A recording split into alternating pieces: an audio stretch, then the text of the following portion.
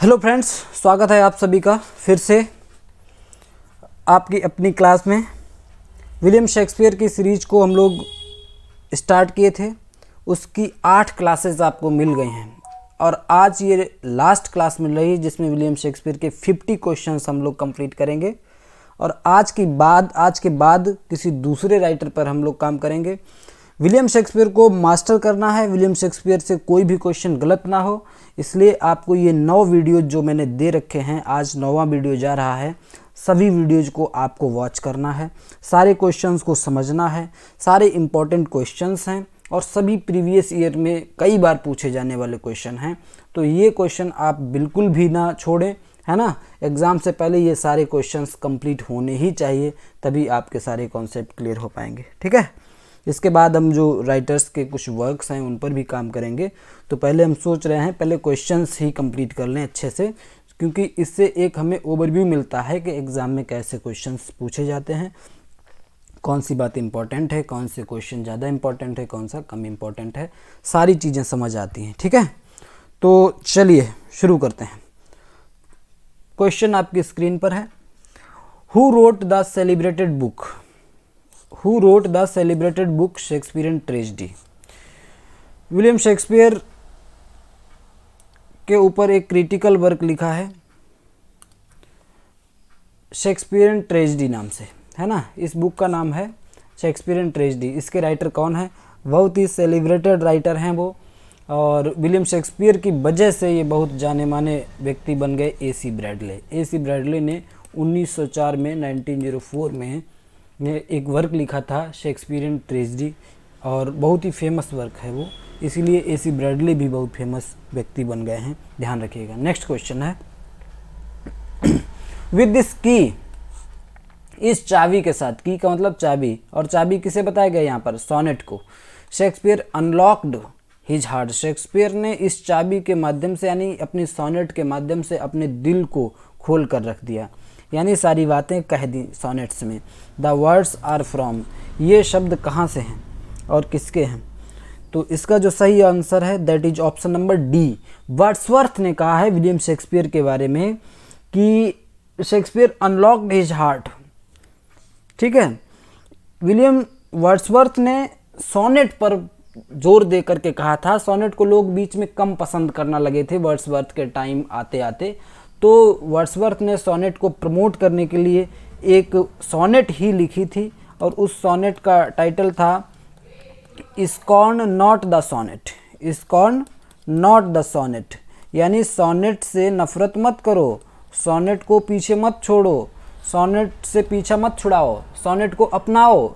तो ये टाइटल था इनकी सोनेट का, स्कॉर्न नॉट सोनेट्स। उसमें इन्होंने एग्जाम्पल दिया था कि सोनेट के माध्यम से बड़े बड़े पोएट्स ने क्या क्या कमाल किया है दुनिया में, तो वहाँ पर इन्होंने विलियम शेक्सपियर का एग्जाम्पल दिया कि शेक्सपियर ने तो अपना दिल खोल के रख दिया, एक चाबी की तरह उन्होंने सोनेट को अपनाया, ठीक है। तो option D Wordsworth. Next question है, choose the one that does not match. कौन सा इसमें मैच नहीं करता है? देखो ये सब फूल हैं या कॉमिक कैरेक्टर्स हैं विलियम शेक्सपियर के प्लेज में, तो ये कोई कोई नहीं भी हैं, तो आपको मैच करना है कौन सा कैरेक्टर किस प्ले से है। तो टच स्टोन कहाँ मिलता है? एज यू लाइक इट में मिलता है। गोनेरिल किंग लियर की बेटी है, बिल्कुल सही है। सिन्ना जूलियस सीजर में एक कैरेक्टर है। गोबो 12th नाइट में नहीं है। गोबो कहाँ का कैरेक्टर है आप लोग बताएं? Gobbo is character in Merchant of Venice. Gobbo कहाँ का कैरेक्टर है? मर्चेंट ऑफ वेनिस जो प्ले है विलियम शेक्सपियर का, उसका कैरेक्टर है Launcelot Gobbo. Next question, Sir Toby Belch is a character in Shakespeare. Sir Toby Belch William Shakespeare के किस प्ले में एक कैरेक्टर है? That is option B, 12th night का एक कैरेक्टर है Sir Toby Belch. Next question है, which play of Shakespeare opens with the line when shall be three meet again. कौन सा प्ले इन लाइंस के साथ स्टार्ट होता है? विलियम शेक्सपियर का कौन सा प्ले में इन लाइन से शुरुआत होती है? When shall we three meet again, अब हम तीनों दोबारा कब मिलेंगे इस तरीके की थंडरिंग में, लाइटिंग में और बारिश में, कब मिलेंगे? तो ये 3 चुड़ैल जो हैं, 3 बीचेज जो हैं, वो बात करती हैं। और 3 बीचेज का सीन किस में है? That is in Macbeth play में। नेक्स्ट क्वेश्चन है, which one of the following is not authored by William Shakespeare? इसमें से कौन सा विलियम शेक्सपियर के द्वारा ऑथर्ड नहीं है, यानी विलियम शेक्सपियर के द्वारा लिखा हुआ नहीं है? तो आप बताइए। हैमलेट विलियम शेक्सपियर का बहुत ही सेलिब्रेटेड प्ले है, ट्रेजेडी है। जूलियस सीजर भी एक प्ले है, टेम्पेस्ट भी एक प्ले है।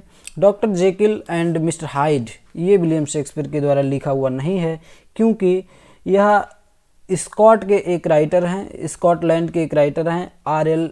स्टीवेंसन। आर.एल. स्टीवेंसन के द्वारा लिखा गया है ये। ठीक है, चलिए बढ़ेंगे अगले क्वेश्चन पे। Which of the following lines by Shakespeare is repeated several times in Virginia Woolf's novel Mrs Dalloway? Virginia Woolf का एक नॉवेल है मिसेस डेलोबी, जिसका टाइटल है। इस नॉवेल में वर्जीनिया वुल्फ ने विलियम शेक्सपियर की एक लाइन को बार बार रिपीट किया यार, यानी कई बार उस नॉवेल में ये लाइन देखने को मिलती है। That line is, if music be the food of love play on. Music be the food of love play on. अगर म्यूजिक ही प्यार में ईंधन का काम करता है, फूड का काम करता है, तो फिर बजने दो। ये बात ड्यूक ऑर्सिनो ने कही थी, है ना? ड्यूक ऑर्सिनो ने ये बात बोली थी और वर्जीनिया वुल्फ को ये लाइन अच्छी लगी, तो इन्होंने मिसेस डेलोबी में कई बार उठा के उसे रख दिया। नेक्स्ट क्वेश्चन है, in Shakespeare's Macbeth, William Shakespeare के प्ले मैकबेथ में who was untimely ripped from his mother's womb? कौन अपनी माँ की कोख से असमय ही निकाल लिया गया था, यानी पूरा समय नहीं हुआ था, शिशु का जो समय होता है कंप्लीट नहीं हुआ था, उससे पहले ही सिजेरियन के थ्रू इसका जन्म हुआ था। तो कौन सा कैरेक्टर है? और यही कैरेक्टर मैकबेथ को मारता है ना? क्योंकि चुड़ैल ने भविष्यवाणी भी की थी कि कोई भी नेचुरल जिसका जन्म हुआ है वो नहीं मार सकता है। तो ऐसा कैरेक्टर मैकडफ था। Macduff was untimely ripped from his mother's womb, और इसीलिए मैकडफ ने ही मैकबेथ को मारा था। नेक्स्ट क्वेश्चन है, which Shakespeare's play has a mask in it? William Shakespeare के कौन से प्ले में मास्क वाले लक्षण दिखते हैं? तो वो प्ले है टेम्पेस्ट। टेम्पेस्ट को मास्क भी कहा जाता है। ठीक है, जो भी लोग नए हैं चैनल को सब्सक्राइब कर दें, वीडियो को शेयर कर दें और लाइक बटन जरूर प्रेस कर दें। नेक्स्ट क्वेश्चन देखेंगे, Shakespeare's measure for measure. William Shakespeare का जो मीजर फॉर मीजर है ये एक कॉमेडी है और इसे डार्क कॉमेडीज की श्रेणी में रखा गया है, डार्क कॉमेडीज की कैटेगरी में आती है। Which play of Shakespeare has an epilogue? Shakespeare के किस प्ले में एपिलॉग है? एपिलॉग का मतलब है कि प्ले के बाद में जो पोएम टाइप का रहता है, एक कैरेक्टर बोलेगा एपिलॉग इन इट। तो ये जो एपिलॉग है टेम्पेस्ट में है। जब मिरांडा और फर्डिनांड की शादी का सीन है तो वहाँ पर एपिलॉग है। उसी में कई प्रॉस्पेरो तो जादूगर उसमें दिखाया गया है, तो ये कई स्पिरिट्स को भी बुला लेता है कि हमारी बेटी को और होने वाले दामाद को आशीर्वाद दुआ करके, तो इसके लिए कई स्पिरिट्स को भी बुलाता है। तो एपिलॉग लास्ट में टेम्पेस्ट प्ले में देखने को मिलता है।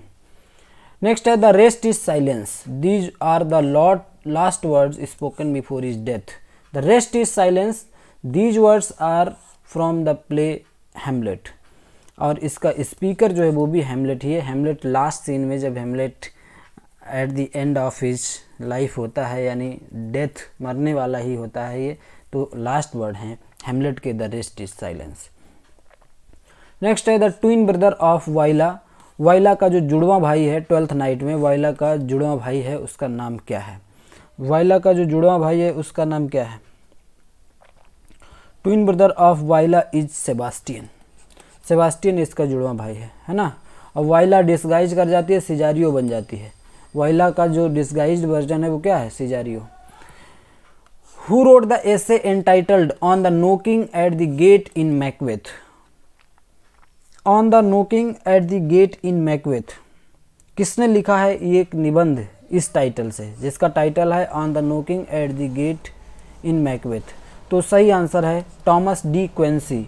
टॉमस डी क्वेंसी का एक एसे है जो कि 1823 में पब्लिश हुआ था और इस एसे का जो टाइटल है on the knocking at the gate in Macbeth, क्योंकि मैकबेथ से है, विलियम शेक्सपियर के प्ले से संबंधित है, इसलिए ये क्वेश्चन बहुत इंपॉर्टेंट है।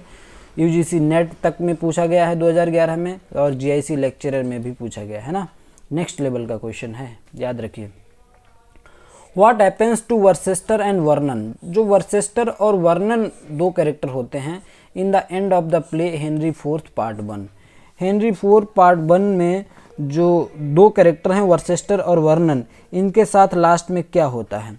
तो दे आर पार्डन्ड, उन्हें माफ़ कर दिया जाता है। दे किल्ड बाई फाल्स्टाफ, फाल्स्टाफ क्या मारेगा? फाल्स्टाफ खुद ही एक कैरिकेचर है।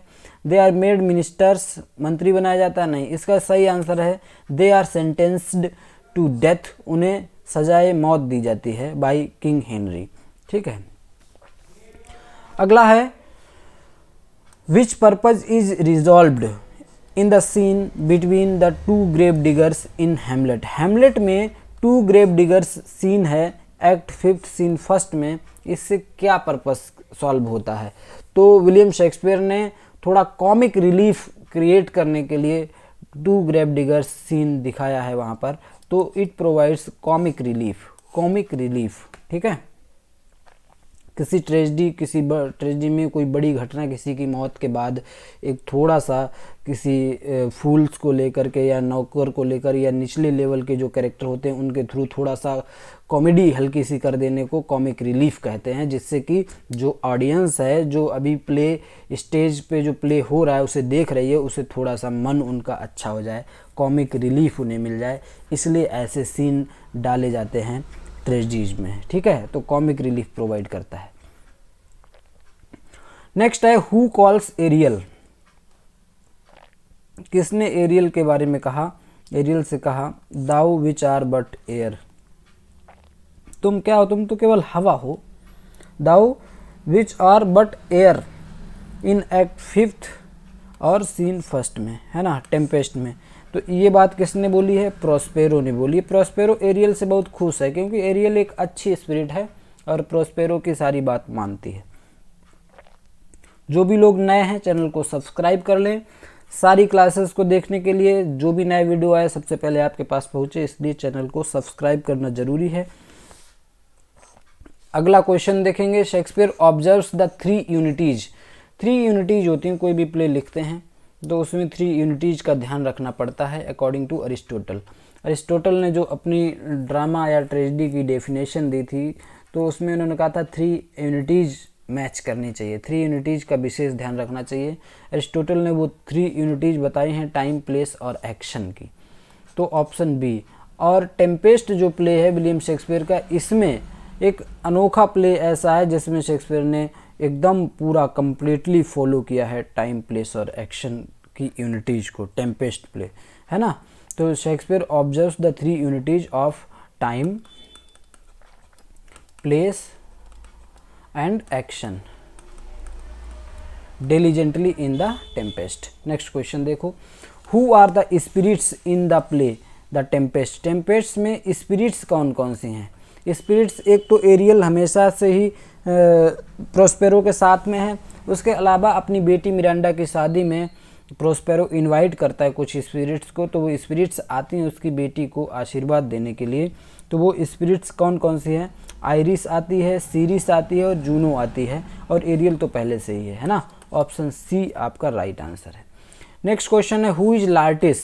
लार्टिस in the play Hamlet. Hamlet play में लार्टिस नाम का कैरेक्टर वो कौन है? Brother of Ophelia, rival of Hamlet, friend of Hamlet, son of Claudius. Claudius का बेटा नहीं है। राइवल ऑफ हेमलेट, हेमलेट से राइवलरी का कोई मतलब नहीं था शुरुआत में इसका। फ्रेंड हेमलेट का भी नहीं है। ब्रदर ऑफ ऑफिलिया है, ऑफिलिया का भाई है लार्टिस। और पोलोनियस जो कैरेक्टर है पोलोनियस का बेटा है ना। ऑफिलिया कौन है? ऑफिलिया प्रिंस हेमलेट की बिलव्ड है और उसका भाई है लार्टिस, और ऑफिलिया का पिता कौन था? पोलोनियस था। ठीक है, तीनों कैरेक्टर एक ही परिवार के थे। नेक्स्ट क्वेश्चन देखेंगे, इन द टेम्पेस्ट। टेम्पेस्ट में Miranda, Caliban and Prospero stay in the island. जिस आइलैंड पर ये जो प्ले दिखाया गया है वहाँ पर मिरांडा, कैलिवन और प्रोस्पेरो कितने साल तक रहते हैं? तो इसका सही आंसर है 12 ईयर्स तक।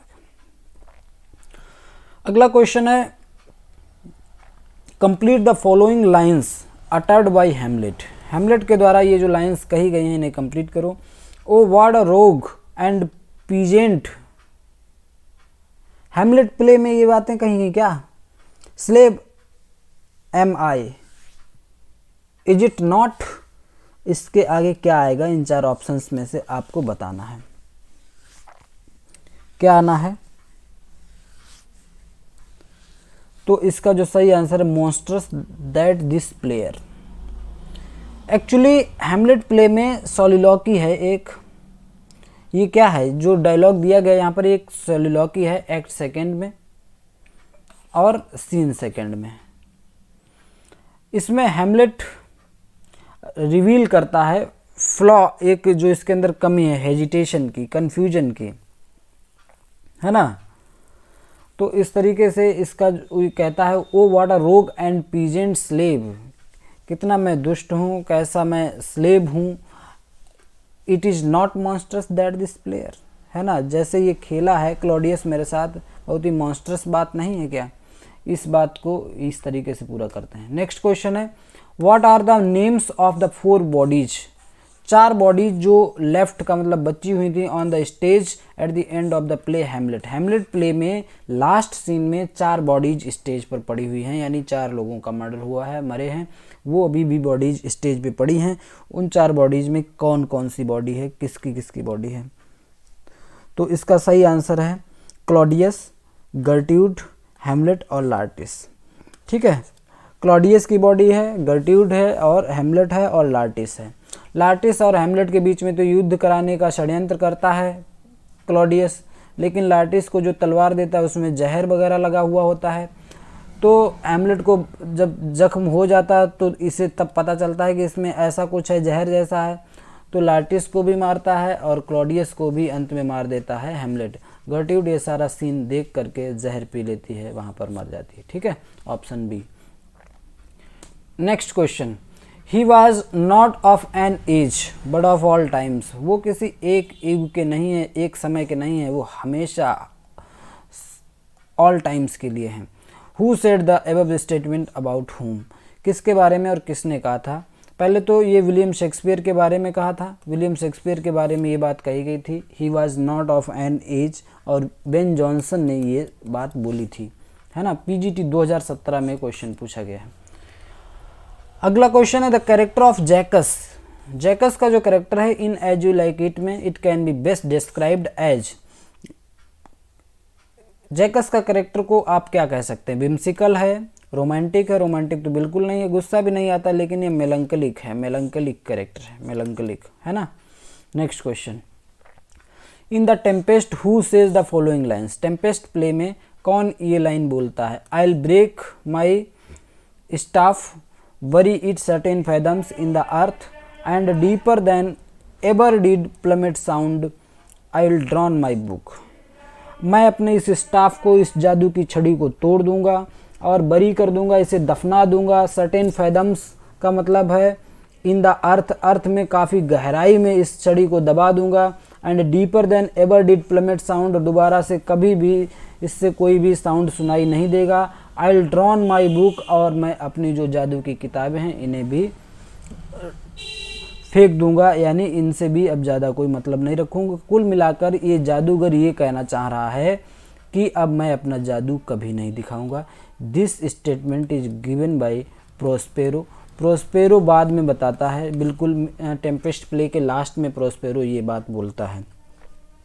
तो who says the following lines and why. तो मिरांडा नहीं कहती है, एरियल नहीं कहता है, कैलिवन नहीं कहता, प्रोस्पेरो कहता है। प्रोस्पेरो क्यों कहता है? ऑप्शन डी सही हो जाएगा। ही अश्योर्स द वर्ल्ड, वो दुनिया को ये सुनिश्चित कराता है, बताता है that he will have no more dealing, with magic. अब वो कभी कोई मैजिक नहीं करेगा, ये मैजिक उसका लास्ट मैजिक था। प्रोस्पेरो नहीं, यहाँ पर लोग तो ऐसा मानते हैं, क्रिटिक तो ऐसा मानते हैं कि खुद शेक्सपियर अपने बारे में ऐसा कह रहे हैं। शेक्सपियर ये कह रहे हैं कि हम जादू की छड़ी नहीं रख देंगे, ये कह रहे हैं कि हम अपना पेन रख देंगे और अपने पेन से अभी तक जो मैंने जादू किया है, इतने अच्छे अच्छे प्लेज दिए हैं, इतने बेहतरीन ट्रेजेडीज, कॉमेडीज, रोमांस दिए हैं, अब मैं ये काम नहीं करूँगा। यानी शेक्सपियर रिटायरमेंट की बात करते हैं, कहते हैं अब हम आराम करेंगे, हमें जो करना था अपने जीवन में कर लिया, दुनिया को जो देना था वो दे दिया। ठीक है, तो इसके दो मीनिंग है, आप लोग ध्यान रखें। Option D. नेक्स्ट क्वेश्चन है the sleep walking scene occur scene. जो स्लीप वॉकिंग सीन है ये लेडी मैकबेथ स्लीप वॉकिंग करती है प्ले मैकबेथ में। ऑप्शन बी सही है। जो भी लोग नए हैं चैनल को सब्सक्राइब कर दें, क्लास को लाइक कर दें और शेयर भी कर दें अपने साथियों के साथ। ठीक है, अगला क्वेश्चन देखें। Who is sick of self love. किससे सेल्फ लव हो रखा है इन शेक्सपियर्स ट्वेल्थ नाइट में। ट्वेल्थ नाइट में मोलवोलियो कैरेक्टर है जो सेल्फ लव से ग्रसित है। ठीक है, इसे लगता है कि ओलिविया हमें प्यार करती है, ये इसी कंफ्यूजन में रहता है। नेक्स्ट क्वेश्चन है for what is the phrase the mouse trap used by Shakespeare. William Shakespeare के द्वारा कौन सी चीज़ को माउस ट्रैप कहा गया है। विलियम शेक्सपियर ने माउस ट्रैप कहा है हैमलेट के ट्रेजिक फ्लॉ को, ये ऑप्शन सही नहीं है। द घोस्ट ऑफ हैमलेट को, घोस्ट ऑफ नहीं, the play with in the play in Hamlet. Hamlet play एक ऐसा प्ले है विलियम शेक्सपियर का, एक तो खुद में अपने आप ये प्ले है और इस प्ले के अंदर भी एक प्ले इन्होंने बना दिया। जैसे पता लगाने के लिए हैमलेट, प्रिंस हैमलेट ने एक हिसाब बनाया था कि हम पता कैसे लगाएं कि हमारे पिता का जो मर्डर है वो मेरी माँ गर्ट्यूड और चाचा ने ही कराया है। तो ये पता लगाने के लिए प्रिंस हैमलेट एक प्ले करता है, वहाँ पर एक नाटक करता है। तो वो क्या हो गया, play with in play. Hamlet के अंदर भी एक प्ले खेला गया है, तो उसी को माउस ट्रैप बताता है विलियम शेक्सपियर, उसे माउस ट्रैप कहते हैं। माउस ट्रैप का मतलब उसमें जो चूहे हैं माउस ट्रैप में फंस जाते हैं। ऐसे ही उस प्ले के थ्रू जो भी चोर होगा वो निकल के आ जाएगा, और वही हुआ जब वो प्ले किया गया। सेम वैसी ही कैरेक्टर बनाए गए, सेम वैसी ही घटना हुई कि उसमें एक व्यक्ति ने अपने बड़े भाई को मार दिया। तो ऐसा प्ले देखकर क्लॉडियस वहाँ से गुस्से में चला जाता है, तो प्रिंस हैमलेट का जो शक होता है, जो डाउट होता है, वो क्लियर हो जाता है कि बिल्कुल ये बात सही थी, इसीलिए हमारे चाचा क्लॉडियस से ये सीन देखा नहीं गया। ऑप्शन सी, इसीलिए उसे माउस ट्रैप बोला गया। ठीक है, उस प्ले को, उस सीन को। नेक्स्ट क्वेश्चन है in Shakespeare's Tempest. William Shakespeare का जो टेम्पेस्ट प्ले है, हु इज सेबास्टियंस ब्रदर। इसमें सेबास्टियन का ब्रदर कौन है। सेबास्टियन का ब्रदर कौन है बताइए। Antonio, Ferdinand. फर्डिनांड तो जिससे मिरांडा की शादी होगी। तो जो आपका सेबास्टियन का ब्रदर है वो है ओलोंजो। ओलोंजो जो है सेबास्टियन का ब्रदर है। ऑप्शन बी सही है। अगला क्वेश्चन देखिए, विच of the following is a pastoral comedy. Pastoral comedy by William Shakespeare. William Shakespeare के द्वारा पेस्टोरल कॉमेडी कौन सी है। हैमलेट पेस्टोरल नहीं है, हैमलेट तो महल में होती है, और टेम्पेस्ट भी पेस्टोरल नहीं है, किंग लियर भी नहीं। जो पेस्टोरल कॉमेडी बोली जाती है वो एज यू लाइक इट है। एज यू लाइक इट में ज़्यादा पेस्टोरल सीन है, सब जंगल की बातें हैं, जंगल में ही रहने जाते हैं लोग, सारे कैरेक्टर फॉरेस्ट ऑफ ऑर्डन में ही रह रहे हैं, वहीं पर पूरी घटना लगभग हो रही है। तो पेस्टोरल कॉमेडी इसीलिए एज यू लाइक इट को बोला गया है। Who is King Lear's second daughter's husband. King Lear की सेकेंड डॉटर का हस्बैंड कौन था। DSSB में पूछा गया है, TGT 2018 में। किंग लियर की सेकेंड डॉटर का हस्बैंड कौन है, तो Duke of Cornwall. Duke of Cornwall जो है किंग लियर की जो आपका सेकेंड डॉटर है, किंग लियर की सेकेंड डॉटर का हस्बैंड है वो ड्यूक ऑफ कॉर्नवाल है। Duke of Cornwall. Neither a borrower nor a lender be. ना तो कभी किसी से उधार लो, ना ही किसी को कभी उधार दो। For loan often loses both. क्योंकि उधार लेने से, लोन लेने से क्या होता है, दोनों का नुकसान हो जाता है। इटसेल्फ, अपना भी और फ्रेंड्स का, फ्रेंड भी खो जाता है ना। तो ये बात कौन समझाता है, जब लार्टिस जाता है पढ़ने के लिए, विदेश पढ़ने की इच्छा करता है, तो लार्टिस जब बाहर कहीं जाता है तो पोलोनियस समझाता है। हु स्पीक्स, कौन ये लाइन बोलता है? तो पोलोनियस उसका पिता समझाता है, उसे सारी ज्ञान की बातें बताता है कि बाहर रहोगे तो इन बातों का ध्यान रखना। पोलोनियस बोलता है ये बातें किससे? लार्टिस से, अपने बेटे से। नेक्स्ट क्वेश्चन है who called the bard of Avon, किसे बार्ड ऑफ एबन कहा जाता है? Bard of Avon is called Shakespeare. Who is called, किसे कहा जाता है? विलियम शेक्सपियर को बार्ड ऑफ एबन कहा जाता है। लेकिन विलियम शेक्सपियर को बार्ड ऑफ एबन कहा किसने? तो बेन जॉनसन ने कहा। तो अगर इसी क्वेश्चन को पूछा जाता कि who called William Shakespeare the bard of Avon, तो बेन जॉनसन उसका आंसर होता, क्योंकि बेन जॉनसन ने ही विलियम शेक्सपियर को बार्ड ऑफ एबन कहा था। ठीक है, ऑप्शन बी इसका सही आंसर है। अगला क्वेश्चन है Viola is shipwrecked on the coast of Illyria and she comes ashore with the help of a captain.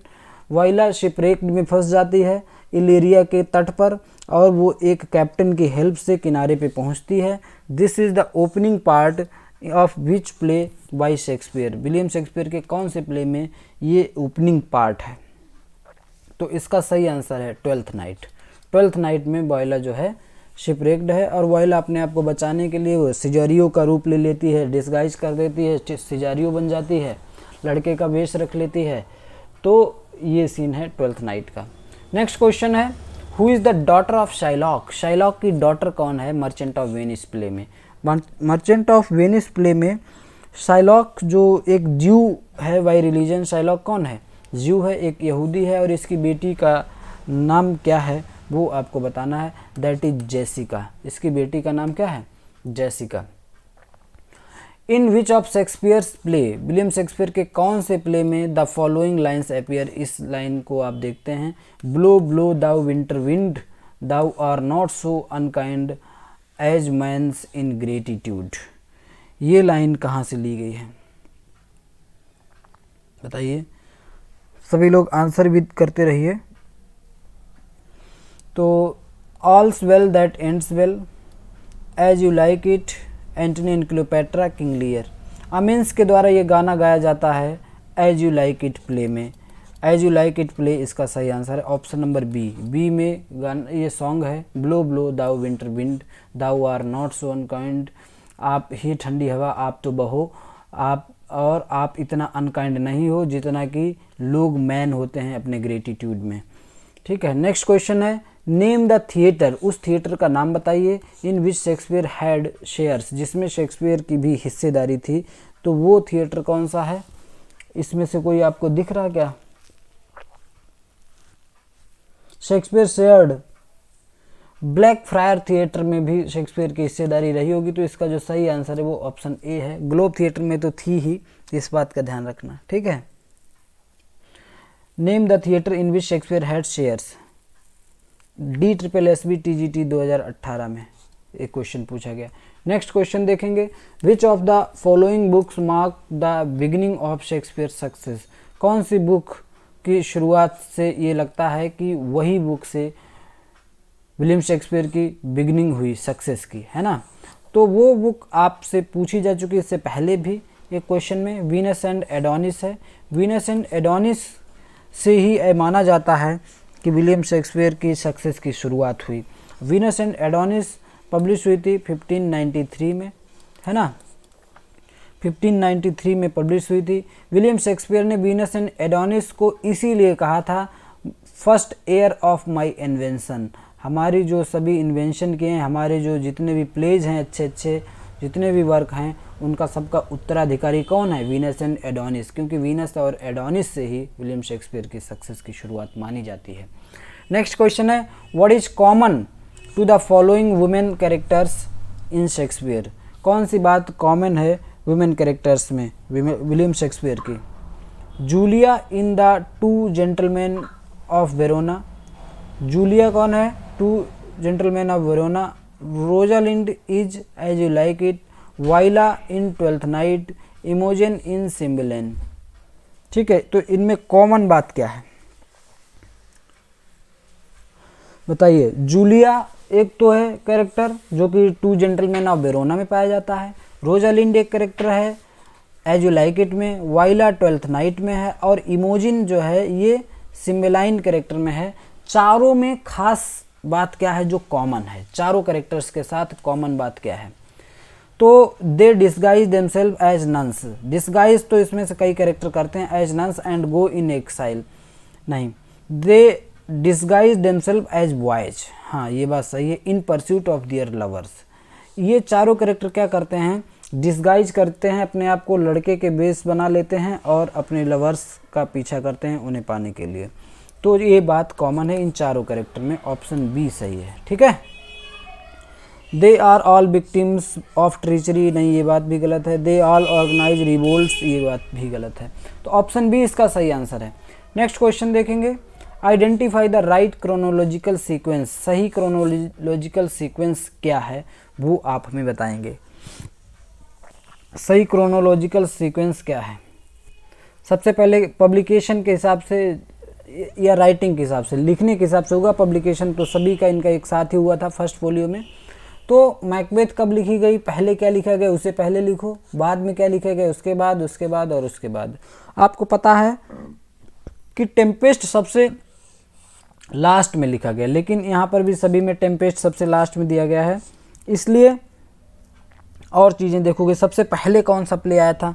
सबसे पहले आया था टेमिंग ऑफ श्रू, तो टेमिंग ऑफ श्रू इसमें मिल रहा है, और उसके बाद आया जूलियस सीजर, उसके बाद मैकबेथ और उसके बाद टेम्पेस्ट। टेमिंग ऑफ श्रू जो है आपका 1593 में आया था, 1593 या 94 का है ये टेमिंग ऑफ श्रू। जूलियस सीजर भी 1599 और 1600 के बीच में लिखा गया जूलियस सीजर। मैकबेथ 1606 का है और टेम्पेस्ट 1611 का है ना। तो इस तरीके से पहले कौन आया, टेमिंग ऑफ श्रू आया 94 में, उसके बाद 99 में जूलियस सीजर आया, फिर 1606 में मैकबेथ आया, फिर 1611 में टेम्पेस्ट आया। ऑप्शन बी आपका सही क्रोनोलॉजिकल ऑर्डर है। नेक्स्ट है identify the poem Shakespeare wrote based on a story Ovid tells in his Metamorphosis. इसमें से कौन सी पोएम विलियम शेक्सपियर की बेस्ड है ओविड के मेटामॉर्फोसिस पर? तो वीनस और एडोनिस ही वो पोएम है जो ओविड के मेटामॉर्फोसिस की टेल्स पर, कहानियों पर बेस्ड है। नेक्स्ट है Shakespeare's Venus and Adonis an expensively written mythological poem of 1194 lines की है, ऑफ वर्स, जो कि वर्स में लिखी गई है। It based on a story, है ना। विलियम शेक्सपियर की वीनस और एडोनिस एक मिथोलॉजिकल पोएम है, 1194 लाइन की पोएम है, और ये किस पर बेस्ड है? अभी पिछले क्वेश्चन में बात की थी, ओविड के वर्क मेटामॉर्फोसिस पर बेस्ड है। नेक्स्ट क्वेश्चन है what kind of characters generally sing in Shakespeare's play? William Shakespeare के प्ले में किस टाइप के कैरेक्टर्स गाना गाया करते हैं ज़्यादातर? जनरली, है ना, जनरली कौन से कैरेक्टर्स विलियम शेक्सपियर के प्लेज में गाना गाते हैं? किंग्स एंड क्वींस नहीं, किंग्स और क्वींस को गाना नहीं गाया है यहाँ पर विलियम शेक्सपियर के प्लेज में। फेरीज भी नहीं, नोवेल मैन भी नहीं। विलियम शेक्सपियर के ज़्यादातर प्लेज हैं उसमें देखा जाए तो मिलता है कि सर्वेंट्स हैं, क्लाउन्स हैं, फूल्स हैं, और अदर जो छोटे छोटे कैरेक्टर्स हैं वो लोग गाना गाते हैं जिनका स्टेटस बहुत ही लो है ना। जिनका स्टेटस लो रहता है वही गाना गाते हुए दिखाई देते हैं विलियम शेक्सपियर के प्लेज में। तो ऑप्शन बी सही है, आप लोग ध्यान रखें। नेक्स्ट है identify Falstaff's words in Henry 4 part 1। Falstaff के शब्द कौन से हैं हेनरी 4 पार्ट 1 में? हेनरी 4 पार्ट 1 में सही आंसर क्या है? Now Harry what time of day is it? Time तो पूछता है, लेकिन ये किससे पूछता है? तो ऑप्शन बी सही इसका आंसर है। एक ये हिस्ट्री प्ले है हेनरी 4 पार्ट 1, तो इसमें क्या है? फाल्स्टाफ्स वर्ड कौन से हैं? फाल्स्टाफ कहता है now, Hal. What time of day is it lad? बताओ लड़के क्या समय हुआ है? ये बात बोली थी फाल्स्टाफ ने हेनरी 4 पार्ट 1 में। फाल्स्टाफ बहुत इंपॉर्टेंट कैरेक्टर है क्योंकि ये 3 प्लेज में आता है विलियम शेक्सपियर के, इसलिए फाल्स्टाफ से भी क्वेश्चन पूछे जाते हैं। पूरा नाम इसका सर जॉन फाल्स्टाफ है, और ये किंग हेनरी पार्ट पार्ट 1 में आया है और फिर पार्ट 2 में भी आता है, तो इस तरीके से 2 प्लेस तो यही हो गए। और एक मेरी वाइफ्स ऑफ विंडसर में भी आता है, मेरी वाइफ्स ऑफ विंडसर में भी आता है, ठीक है। तो 3 प्लेज में जॉन फॉलस्टाफ का कैरेक्टर दिखाई देता है। इस तरीके से हम लोगों ने आज के क्वेश्चंस को कंप्लीट कर लिया। जो भी लोग अभी तक चैनल को सब्सक्राइब नहीं किए हैं, सब्सक्राइब कर लें और क्लासेस को शेयर करते रहें, लाइक करते रहें। विलियम शेक्सपियर के जितने भी क्वेश्चन होने थे, करीब 350 क्वेश्चन हम लोगों ने कंप्लीट किए हैं टोटल 9 क्लासेस में। जिन लोगों ने ये सभी क्लासेस नहीं देखी हैं, पार्ट 1 से लेकर पार्ट 9 तक बार बार देख लीजिए इन चीज़ों को। सारे जितने भी इम्पोर्टेंट क्वेश्चंस होते हैं विलियम शेक्सपियर से रिलेटेड प्रीवियस ईयर में आज तक जो पूछे गए हैं, सभी मैंने डिस्कस करा दिए हैं। आप लोग देखें, उसका फ़ायदा उठाएं। इसके बाद में हम लोग दूसरे किसी टॉपिक पर, दूसरे किसी राइटर पर काम करेंगे। इसके साथ साथ जो भी राइटर्स हैं, इनके कुछ जो वर्क्स हैं, पोएम्स हैं, उनको भी डिटेल में पढ़ेंगे, ठीक है। तो एक बेहतरीन तैयारी करने के लिए आप सभी लोग चैनल को सब्सक्राइब ज़रूर कर लें। Thank you, thanks for watching.